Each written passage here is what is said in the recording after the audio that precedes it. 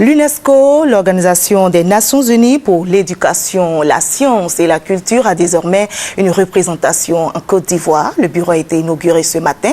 Une cérémonie présidée par la directrice générale de l'UNESCO, Irina Bokova, qui est à Abidjan depuis hier. Le reportage du Guy Vibli. Le bureau de l'UNESCO à Abidjan, inauguré cette fin de semaine, marque, dira le Premier ministre Daniel Kablan-Duncan, une page nouvelle dans l'histoire de la coopération entre la Côte d'Ivoire et l'Organisation des Nations Unies pour l'éducation, la science et la culture. Le Premier ministre a salué avec joie un grand point de convergence qui permettra d'accueillir toutes les intelligences de toutes disciplines afin d'aider le pays à relever les nombreux défis qui l'attendent.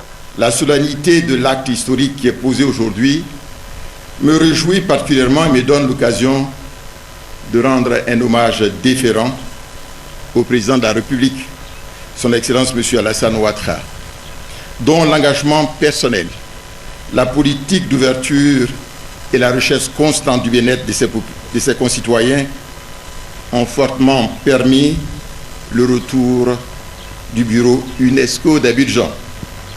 L'inauguration de ce bureau à Abidjan, ajoutée au retour en cours de la Banque africaine de développement, constitue des signes et des preuves les plus tangibles du retour de la paix et la réconciliation en Côte d'Ivoire.